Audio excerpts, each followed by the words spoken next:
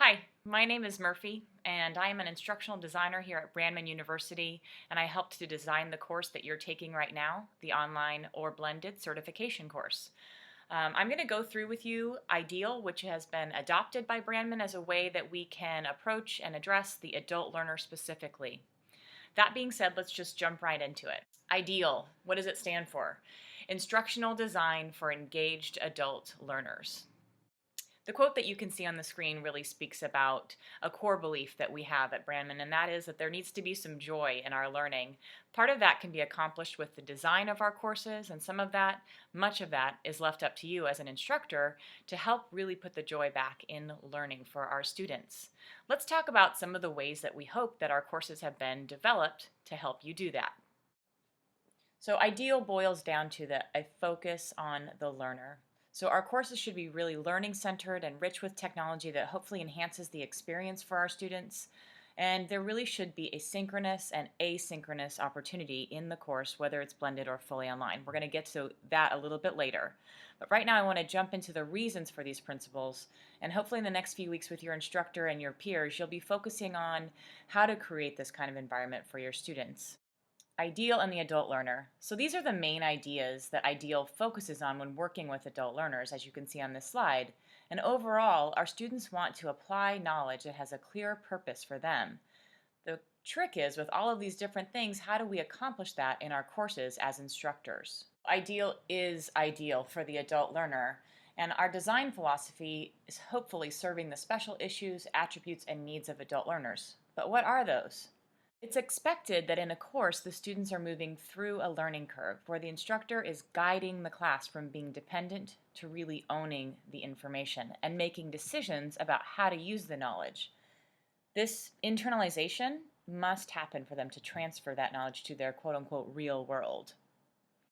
In an ideal classroom, we really want to remember that our students bring with them experiences. We can use those experiences to enhance the learning for all of our students if we encourage them to incorporate what they know into our course, really helping them to hook what they're learning in the class to things that already exist in their brain. When they realize that they are building on old knowledge and that the course tasks are applicable to their real life, we hope that they're going to become motivated to learn and engage with the class. So this applicability will help your student understand the reasons for the learning and why it is important to reach their personal professional goals. So finally, we need to encourage, facilitate, require that our students engage in the social aspect of our class, those discussion boards, synchronous sessions, working with groups and pairs. We know from so much research that interaction with peers, with their instructor, with other experts in the field, is going to create a powerful learning environment where our students become internally motivated. I'm sure that most of you are familiar with Bloom's taxonomy, and this revised version is part of what we used when designing and revising our courses at Brandman. You should have the URL for this Prezi, so you'll be able to zoom in like this and look at the other descriptive words that help define the bigger words you can easily read. But for now, I want to talk about how we utilize Bloom's as instructors. This visual is a reminder of the results we hope to see from our students in our courses. We want our students to create, remember, evaluate, analyze, and understand, and we want them to accomplish all of these things throughout the course. Let me explain what that means, throughout the course. If you look at Bloom's in our blended courses, you can see that Bloom's taxonomy flows. It is not hierarchical in nature. Our students begin to understand how to use a skill when they're creating a project. The light bulb clicks on in a discussion board while they're analyzing a case study with their peers. The entire process of learning is hopefully constantly folding in on itself. Our distant collaboration connects to the self-preparation that connects to the face-to-face collaboration. If we look at the online model, it's much the same, except that we need to be more intentional about our synchronous time with our students. Our goal is to offer some kind of synchronous time in each session. Ideally, that time would be required time, and all of your students would attend. Have some kind of rich discussion on the course material, maybe do a presentation or lead a discussion. However, we're all new at this, and so we'd like it if you could at least hold office hours a couple of times in your course to give students exposure to Adobe and allow them to connect with you if they need to. I usually do office hours at the beginning of a week that has an assignment that may be confusing or might need a little bit more explanation. I'll then record the office hours and make the Q&A available to all my students. For some of you, hosting an Adobe Connect session may feel daunting, and we totally get that. Please don't hesitate to reach out to your instructor for information regarding training if you need it.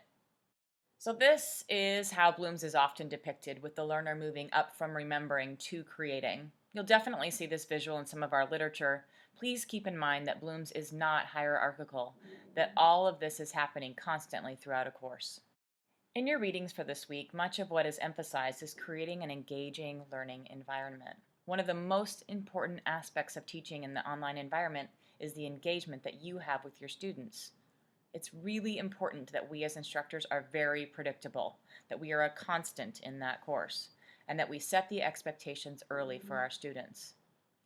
All of the things we've talked about go into the learning environment that is created for our students, and that environment should facilitate a learner-centered course with you as a guide to help your students fully internalize the knowledge. I hope that the concepts presented here will serve as a jumping off point for discussion in the discussion boards and in your future synchronous sessions.